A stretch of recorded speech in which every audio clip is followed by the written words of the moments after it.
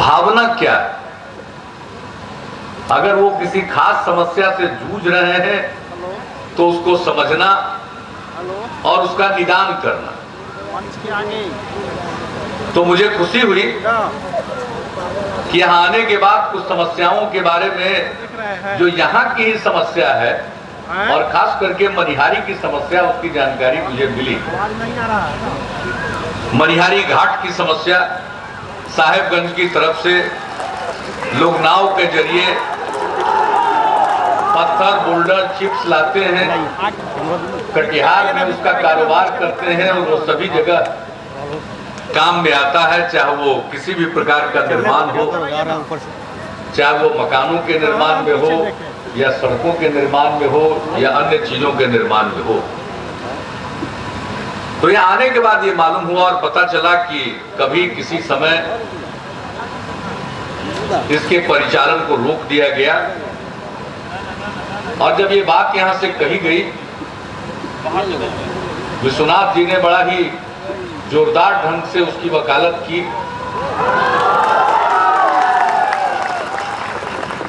हालांकि आप ध्यान कम दे रहे थे, मनोहर जी ने भी उस बात को कहा और सभी लोगों ने उसको दोहराया यहाँ से। तो हमने सभी अधिकारियों से पूछा है, यहाँ पर हमारे पटना पुलिस मुख्यालय से भी आए हुए हैं एडीजी, और यहाँ इस जोन के, ये पूरा का पूरा दरभंगा जोन में आता, वहाँ के आईजी साहब भी आए हुए हैं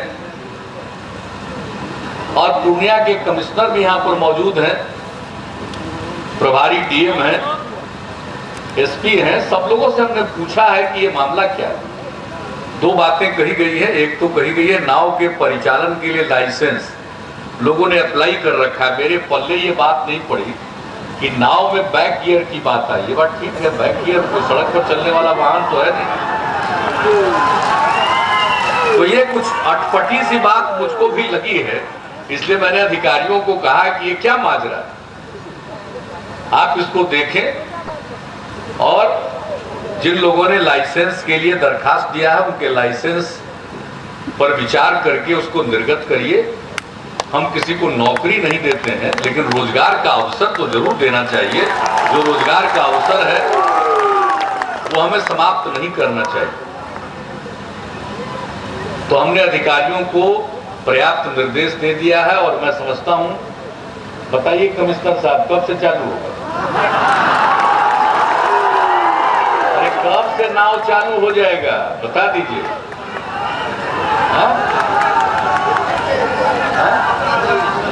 हमको पीछे से बता रहे हैं 15 दिन में परिचालन चालू हो जाएगा, ये कमिश्नर ने कहा। और जब ये इनसे पूछ करके ये हमने कि कब तक कर पाइएगा, क्योंकि लाइसेंस के लिए दरखास्त दिया है, उसमें त्रुटि होगी, उसका परिमार्जन कराएंगे। लेकिन जब ये आप हमसे कहवा रहे हैं तो कमिश्नर की ये जिम्मेवारी है कि वो बैठ करके स्वयं दिशा निर्देश दें, कैंप करके, और छोटी मोटी त्रुटि के लिए फिर जो आवेदक है उनको टहलावे कोई नहीं, उनको पूरा देख लीजिए, उनका लाइसेंस निर्गत करिए। और फिर यहाँ भी गिट्टी आदि को रखने के लिए जो कोई माइनिंग विभाग के द्वारा अगर कोई लाइसेंस निर्गत होता है उसको भी आप देख लीजिए, दोनों काम करा दीजिए, क्योंकि पहले का ये रोजगार है वो फिर से पुनर्स्थापित हो जाए। तो मुझे एक बांध पर के सड़क के टूटे होने की बात आई तो मुझे खुशी है कि जल संसाधन मंत्री जी ने उसका उल्लेख कर दिया है। मुझे उसको दोहराने की जरूरत नहीं, इन्होंने बता दिया। 27 किलोमीटर पर सिंचाई के बांध पर सिंचाई विभाग ने ही रोड बनाया था। एक निर्णय हो गया कि ग्रामीण कार्य विभाग इसको मेंटेन करेगा। अगर ग्रामीण कार्य विभाग ने मेंटेन नहीं किया है, जिसकी यहाँ से बात की गई है, तो सिंचाई विभाग अपने स्तर से उसको फिर से दुरुस्त कर देगा और उसका मेंटेन भी सिंचाई विभाग करता रहेगा आगे के दिनों में। यह निर्णय लेकर सिंचाई मंत्री जी ने आपको सूचित कर दिया है। तो इसके लिए सिंचाई मंत्री जी को तो आपको धन्यवाद देना चाहिए, ताली बजा करके एक बार। सब जनप्रतिनिधि को एक बार ताली बजा करके आप लोग अभिनंदन कर दीजिए, क्योंकि सब लोग नहीं रखते।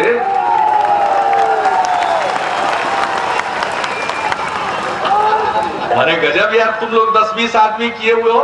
मनोहर जी का नाम आए तो उल्टा करते हो, विश्वनाथ जी का नाम आए तो सीधा करते हो। दोनों एक के साथ है। मनोहर जी और विश्वनाथ जी अलग अलग पार्टी में हैं, दोनों एक ही साथ है, एक ही पार्टी में है। और अगर कोई कमी रह जाएगी तो हम आपके बीच में आ गए हैं, देख लेंगे कि वो कमी को दूर कर दिया जाए। इसलिए आप सब लोग निश्चिंत होकर, प्रसन्न होकर, ये मनोहर प्रसाद जी आप एक पुलिस पदाधिकारी थे, जान लो। कभी कभी आदमी को जानना चाहिए किसी का बैकग्राउंड, नया आदमी को सीखना चाहिए। बिहार पुलिस सेवा में थे, पुलिस सेवा से इनको भारतीय पुलिस सेवा में पदोन्नति मिली और आईजी होकर वो सेवानिवृत्त हुए। और इस नाते काम करने का एक ढंग है, लेकिन एक ईमानदार पुलिस पर, अरे सुन लीजिए पहले ना, ऐसे ही जोश में नहीं करना चाहिए। ईमानदार पुलिस पदाधिकारी रहे हैं वो। और हमारे जो प्रधान सचिव हैं, अभी बच्चे हो, कभी सीखना चाहिए कि कल कैसे आदमी बना जाता है। यहाँ पहुंचने के लिए बड़ी पापड़ बेलना पड़ता है, ऐसे ही रातों रात नहीं पहुंच जाता। हमारे प्रधान सचिव हैं अंजनी कुमार सिंह जी, वरीय IAS पदाधिकारी। ये बता रहे थे इन लोगों की जवानी में पोस्टिंग हुई थी कहाँ? हजारीबाग में। हजारीबाग में आप क्या थे, किस पद पर थे? ये SDO के पद पर थे। ये DSP थे मनोहर जी। इनकी पत्नी प्रसव पीड़ा में थी और हॉस्पिटल में थी, और वहां पर हजारीबाग में एक डिस्टरबेंस हो रहा था, रामनवमी का दिन था। ये सब लोग कहते रहे कि आप जाइए, हम लोग संभाल लेंगे, लेकिन इन्होंने कहा कि नहीं सर, जब तक स्थिति पूरे नियंत्रण में नहीं आ जाएगी, मैं अस्पताल अपनी पत्नी को देखने के लिए नहीं जाऊंगा। इतने कर्तव्यनिष्ठ कम होते हैं। कोई छोटी मोटी बात हो जाए और कहाँ क्या हो जाए, आप विश्वनाथ बाबू को भी कहेंगे, ये भी कोई अच्छा संदेश नहीं देता है कि आपको लोग ताली बजा रहा है, बहुत कर रहा है। आपका कंस्टिट्यूएंसी तो रिजर्व है, तो आदिवासी के लिए ही रिजर्व रहेगा। तो अभी हाल फिलहाल में आपके लड़ने की तो गुंजाइश यहाँ से नहीं है। आपका तो उपाय अन्यत्र हम लोग करने का सोच रहे हैं। विश्वनाथ बाबू का तो अन्य प्रकार से आपको हम लोग सम्मानित करने का विचार कर रहे हैं। तो इसलिए मनोहर जी, अगर अपने ढंग से ये लोग अपनी बात रखते हैं, लेकिन बड़ी गंभीरता से, हमने देखा है अनुसूचित जाति जनजाति अत्याचार अधिनियम के अंतर्गत मुख्यमंत्री की अध्यक्षता में एक कमेटी है। वहां पर मैं देखता हूं कि कोई भी ये प्रश्न उठाते हैं, रखते हैं, तो बिल्कुल साफ और दो टूक, और उसमें कोई किसी भी प्रकार की शक और गलतफहमी की गुंजाइश नहीं होती। बहुत स्पष्टता के साथ अपनी बात रखते हैं। इसलिए सारे जनप्रतिनिधियों की, जो इन्होंने मनिहारी की जो समस्या थी, विश्वनाथ बाबू से लेके, मनोहर जी से लेके, माननीय सांसद राम प्रकाश जी, कर्णेश्वर बाबू, हमारे तारकिशोर जी, सब लोगों ने इस बात को उठाया। अब विश्वनाथ ऋषि जी नहीं बोल पाए, वो भी जरूर इस बात को कहते। लेसी सिंह जी धमदाहा की विधायक हैं पूर्णिया जिले में, लेकिन उनका मायके इसी इलाके में है, वो इसीलिए यहाँ पर आई हुई थी। लेकिन विलंब हो रहा था तो हमने ही कहा कि अब आप मटिया दीजिए, बोलने की क्या जरूरत है, आप उपस्थित हैं। नहीं बोली, वो बोलती तो भी यही बोलती। तो हम लोगों ने इसको समझ लिया है और ये सब काम होगा। और तीसरी बात आई है, मनिहारी घाट से लेकर के साहेबगंज के बीच में गंगा नदी पर पुल का हम लोग राज्य सरकार की तरफ से उसके प्रति अपनी सहमति दे चुके हैं। अगर कहीं कोई बाधा है केंद्र के स्तर पर, तो मैं व्यक्तिगत स्तर पर भी पहल करूंगा, और जो भी इसमें सहयोग हो सकता है। हम तो पुल ही बनवा रहे। गंगा नदी पर पुल कौन था? एक पुल था पहले, और वो पुल था सबसे पहले मोकामा में बना, हथिदा के पास, राजेंद्र सेतु। उसके बाद बहुत साल के बाद, आज से 20 साल 25 साल पहले, 20 साल पहले बना गांधी सेतु पटना में, पटना और हाजीपुर के बीच में। उसके बहुत दिन के बाद बक्सर में पुल बना। लेकिन हम लोगों के कार्यकाल में बक्सर और पटना के बीच में, आरा और छपरा के बीच में गंगा नदी पर पुल का निर्माण हो रहा है। फिर पटना में दीघा और छपरा जिले के सोनपुर के बीच में, जब केंद्र में आदरणीय अटल बिहारी वाजपेयी जी की सरकार में मैं रेल मंत्री था, तो आदरणीय अटल जी आए थे पटना में और कार्यारंभ कराए थे पटना में रेल पुल का। अब रेल सा सड़क पुल है, मैं उसकी समीक्षा कर रहा हूं। रेल वाले पैसा कम दे रहे हैं, इसके चलते लटकता चला जा रहा। हम लोगों ने तय किया था 2007 में बनेगा, अब उसके बाद हो गया 2009, फिर हुआ 2013, अब हो गया कि 2015 में बनेगा। लेकिन अब हमने उसको रेल मंत्रालय को लिखा, उन्होंने जितना पैसा देना चाहिए उतना दिया नहीं है। अब उसके बारे में और योजना हम बनाएंगे, तो अपनी तरफ से भी उसमें धन लगाना पड़ेगा, तो लगाएंगे। पुल वो भी बन रहा है, बन जाएगा। फिर पटना में जो गांधी सेतु है उसकी हालत खस्ता है, तो उसके बगल में कच्ची दरगाह के पास 6 लेन का पुल गंगा नदी पर बनना प्रस्तावित है, उसकी हम लोगों ने मंजूरी दी है। उसके आगे बढ़िए, बख्तियारपुर से समस्तीपुर के ताजपुर के बीच में 1600 करोड़ रुपए की लागत पर गंगा नदी में पुल बन रहा है। उसके बाद आगे बढ़िए, मोकामा है, वो पुल भी पुराना हो गया, उसके बगल में भी गंगा नदी पर एक पुल बनाने की बात को मंजूरी दी जा चुकी है। उसके आगे बढ़िए, मुंगेर और खगड़िया के बीच में, साहेबपुर कमाल के बीच में गंगा नदी पर रेल सा सड़क पुल, उसका भी काम शुरू कराया था आदरणीय अटल जी ने, जब हम रेल मंत्री थे, करवाए थे। वो भी पुल है। फिर बाद में तो विक्रमशिला में पुल बना, वो भी बहुत व्यस्त है। उसके बगल में भी सुल्तानगंज के पास से एक पुल के बारे में हम लोग सोच रहे हैं। अब आगे बढ़िए भागलपुर से, तो यहां पर एक पुल बन जाए। हम तो चाहते ही है कि पुल बने। नदी के दो किनारे ही नहीं जुड़ते हैं, बल्कि नदी के दो तरफ रहने वालों के दिल भी जुड़ते हैं। पुलों के निर्माण से आवागमन सुगम होता है। इसलिए हम तो गंगा नदी का कहानी बताते। इस तरह से जितना नदी पर तो सैकड़ों पुल बनवा दिया, महासेतु बन रहा।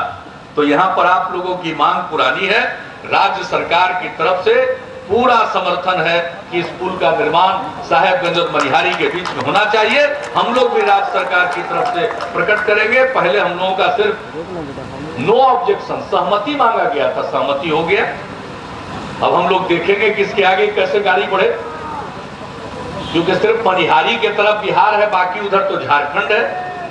तो इसलिए जो कुछ भी हम लोगों से बन पड़ेगा, हम लोग उसको करने की कोशिश करेंगे।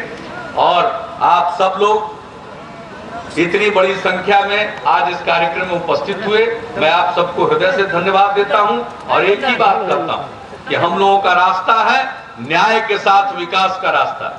न्याय के साथ विकास का मतलब है समाज के हर तबके का, हर